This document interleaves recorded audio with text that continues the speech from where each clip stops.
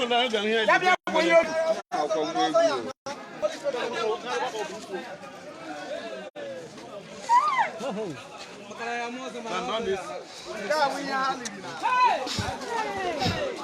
the Monday by Asana Agama Aga life now. Can go no go see Batakoro.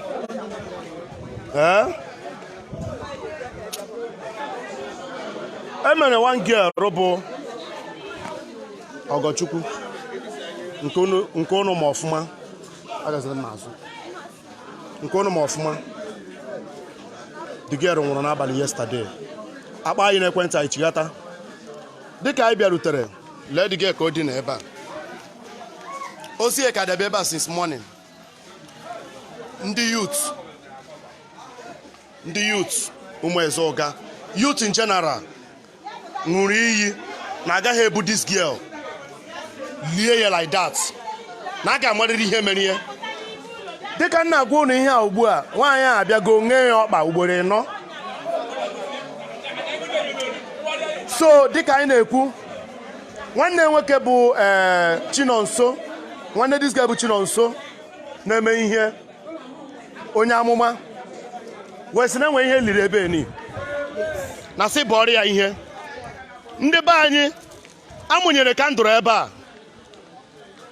ihe a ka e were abọgide were bọpụta wee na-afụ na eliri ebili n'ime ebe a lee kandụl amụnyere n'elu ya dịka nna agwa ụlọ ọzọ enwekwara ọzọ a na-abụ ebe a nwanne nwoke sị na n'ụbọchị taa na a ga-afụ isi ya and ọ bụ isi ya ka a na-afụ unu n'anya unu ga-afụ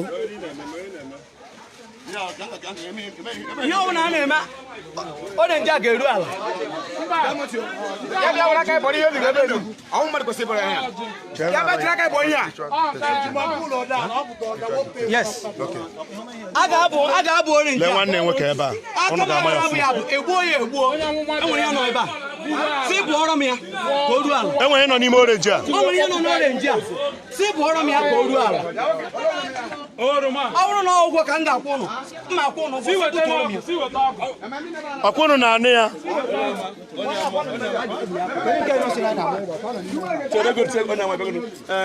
o wutere nnọọ akwụ nwanne gị ka a na-ebe and ịyọgodi utu ha ka mụọ da nke ire nwe ọjọọ ọkpa chọọ ihe dara na mmiri biko and nne gị agago nyere nwanne gị nwaanyị ọkpa eleghị nwe ego ọha na ege nne ntị n'ihe na-emebe nna gị taa ọha na eze ndị na-ege m ntị ihe m na-agwa ụnụ ihe anyị bịara wụ clearance ihe ọjọọ ga-agbasa n'ala ụga n'ala ụmụ eze. Thank you.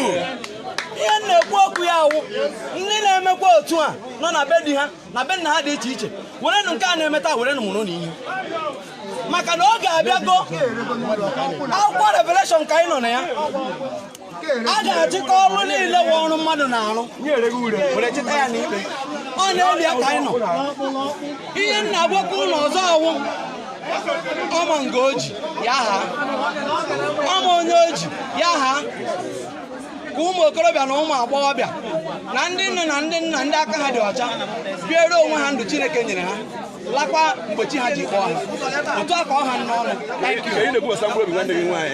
Nwanne m nwaanyị bụ Miss Ogochukwu Chijioke Emena ka Jehova kwụsụ niile nke ndị agha nara mkpụrụ obi ya na ndịkwa. O wutere m wute ezinụlọ m wute ihe niile n'ebe a n'otu ya nwatakịrị siri gaa njem ya mana anyị na-ayọ Chineke ka ọ nara mkpụrụ obi ya na ndokwa.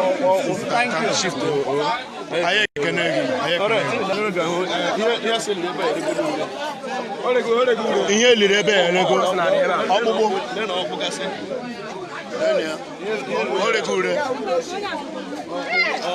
ọkpụkpụ ọnwa enweke bụ nọ nso through the spiritual direction na-dictate ife na-eme nke a bụ ọchị na anọ agbapụtara na ọ sị na a ga-abụ ukwu oroma na enwe ihe nọ na ya ihe niile a bụ ihe na-eme right from time agbachi nkịtị so n'ụbọchị taa nọ nso ṅụrụ iyi na a ga-abụ akpụ bacha ya tupu eri ya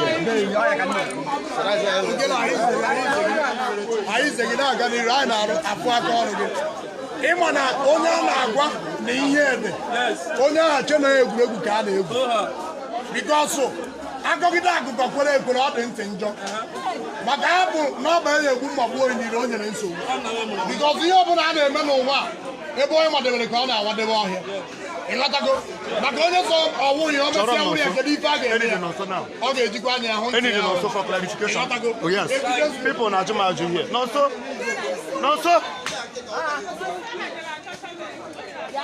no ya bụ shovel abịa yes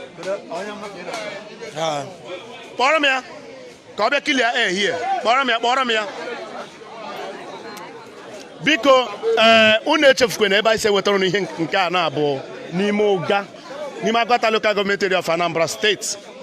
Ihe arụ na-eme n'obodo ihe arụ na-eme arụ gba afọ ya bụrụ omenala arụ gba afọ ya bụrụ omenala ndị youth niile fụrụ this girl na-eti mkpu ahụ this girl gwụrụ agwụ ahụ ya niile we apa ọba ya niile bara ọnya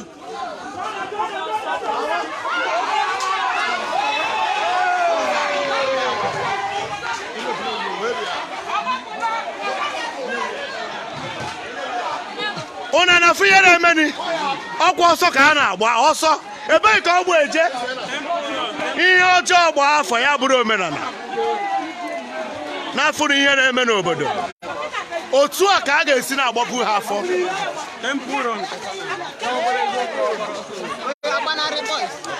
ebe ka ọ bụ eje oche ebe agbapụ ka onye bụ onye a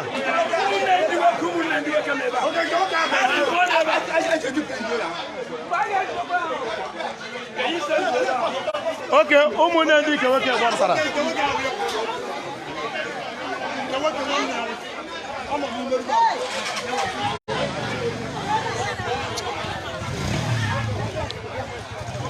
ihe ọjọọ gba afọ ya bụrụ omenala ndị be anyị ọ na-afụgo ka o si gbatakwuru n'ụbọchị taa ihe a nọ taa bụ mkpocha na nzacha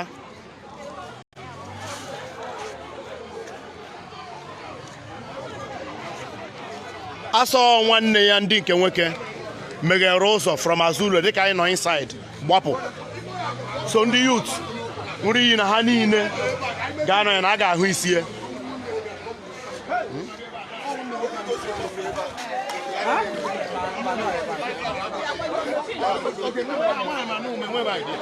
I think my Azuka so na one of the major people ama na church ebe ọ na-eme mmemme ọ na-abụ abụ ka ihe nwere ikwu ndị na-eme this kind of flat ebe akpọtara ebe liri ihe na-abụ egwu na ihe ndị ọzọ eliri eli ka ihe nwere ikwu ndị na-eme na ha na Chineke nọsọ ma ha na-eme arụ especially ihe dị na this kind of story. Most important thing ha na-ekwu na ha na Chineke nọsọ na ọnwụ na Chineke kwuru na ha na anyị nọsọ so somebody can be self-acclaimed child of God. Enwere ndị na-abịa sị onye amụha ma onwe onye amụha Chineke mara ndị na-ekpere ya n'ime mmụọ na eziokwu so ọnwụ nke a na-eme ọnwụ painted sepulchre mmadụ ili etere nzu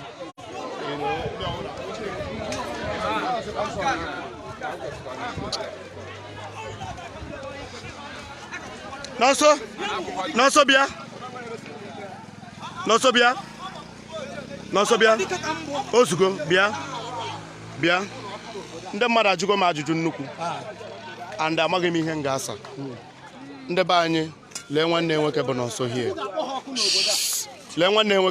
hie nọnso biko Ogochukwu nwanne gị nwaanyị a nwụrụ na ka nwoke nara anyị ka arụ mgbu si daa ya na ife ọ gabigara ka ndị na-ene gị ebe a buru ibu ọwụ na ịkọwa akụkọ ahụ mgbu nwatakịrị a o buru ibu maka mgbọsị ihe a mere ya ụrụ ma Sọnde onye na-ekwu da Sọnde ihe a mere ya ebe emuntandị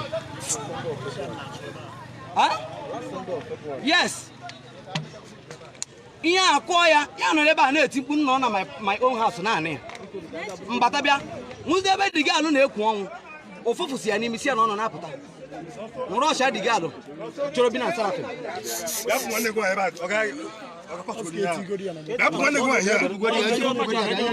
okay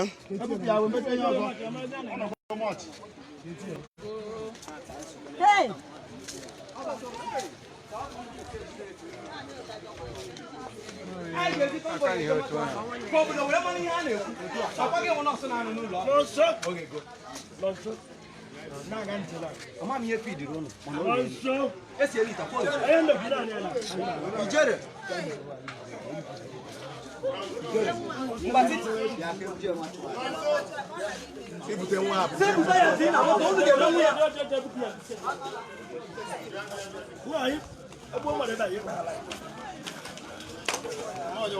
ihe ọ na-ekwu ebe a na bụ Jos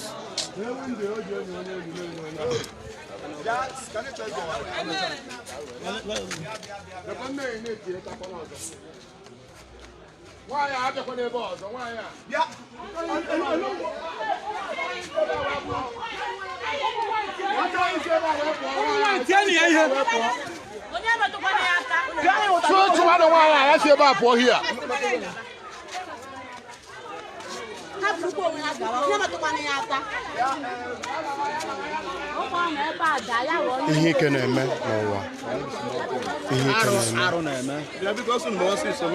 n'ụwa ihe ike na-eme ọgonye ka biko bịa biko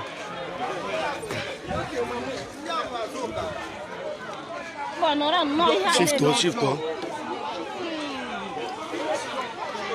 onye ọma na ọ gaghị ekene gị biko gwata anyị ezigbo afa gị onye ebe ka ịbụ ọ dị mma n'ụbọchị taa ka ị nọ n'ezinụlọ be ọzọ emena dịka yutu rapụrụ n'ike maka ọhịa rapụ n'ike biko kedu ife nwere ịgwa anyị gbasara ọnwụ Ogochukwu Emena?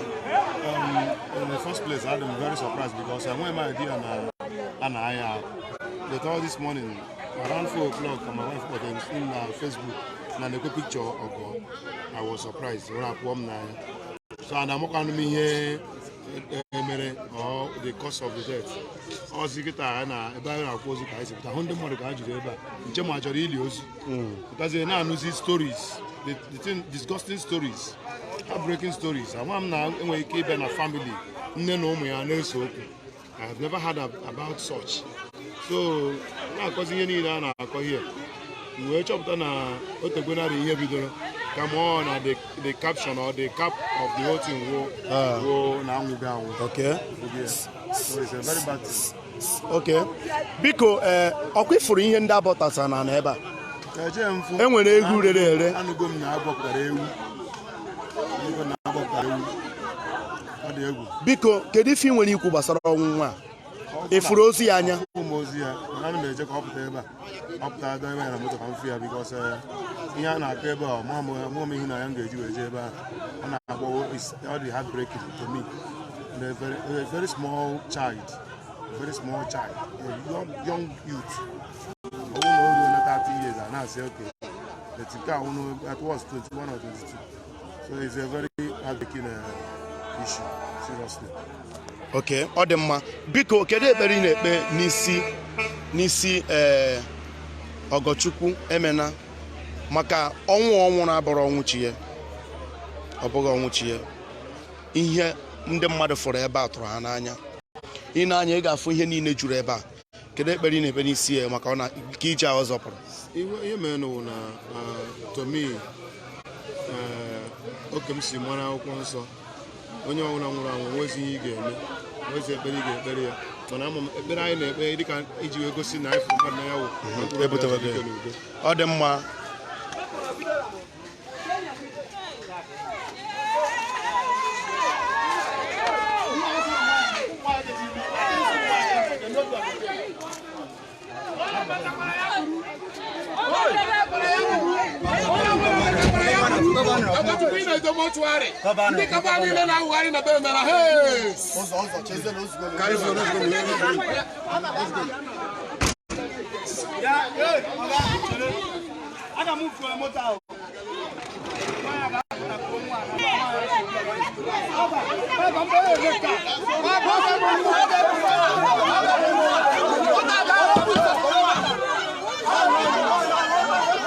What kind of I don't like it.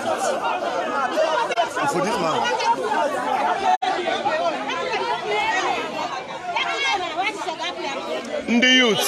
Ndị youth sị na na mmanya ga-apụta kurie na arụ na ọ ga-eku ya na ọnya ha chọrọ na enweghị ihe ọzọ ha na-achọ na-abụghị na ọ ga-epụta ya ọ ga-apụta kuwe ya ọsọ emena Ogochukwu gaa ije gị nke ọma emena Ogochukwu gaa ije gị nke ọma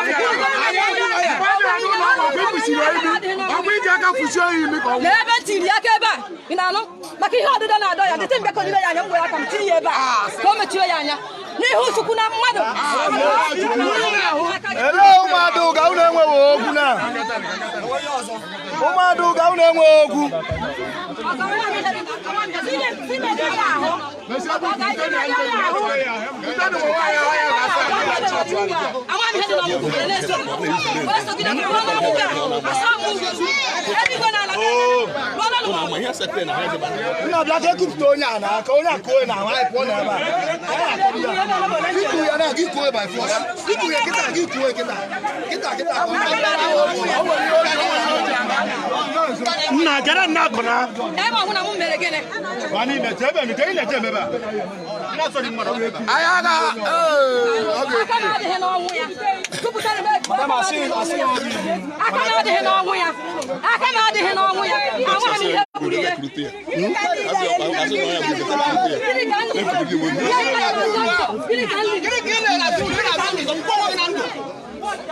Excuse. Norala.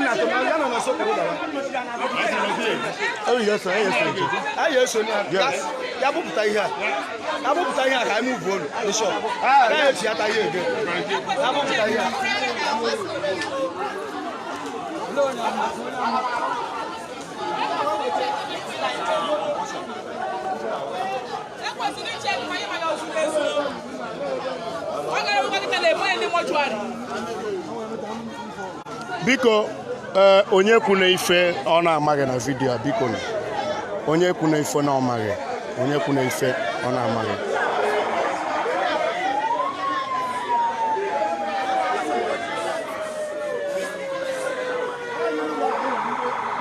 ọ bụrụ na unu fụ arụ Ogochukwu amaghị m na ndị na-akọmentị ihe amaghị m na aga akọmentị ya ife eliri n'azụ na adị too much.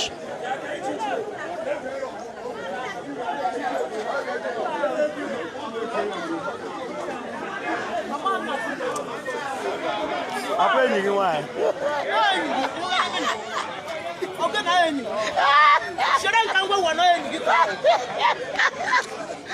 Hey, Chineke nna.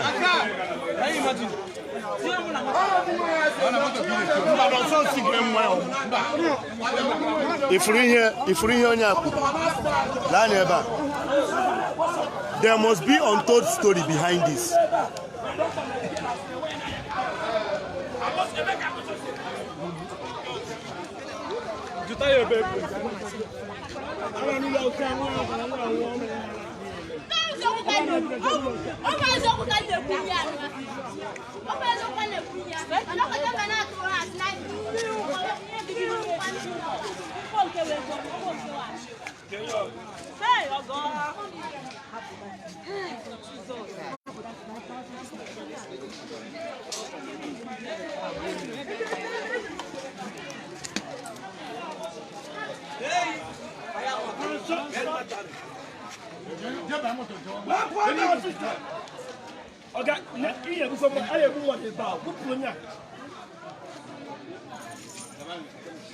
Ọ dị mma ebe a chọrọ ịga na-abụ mọchụarị ka a gaa tinye Amena Ogochukwu ka edozie ya dịka esi edozi ozu.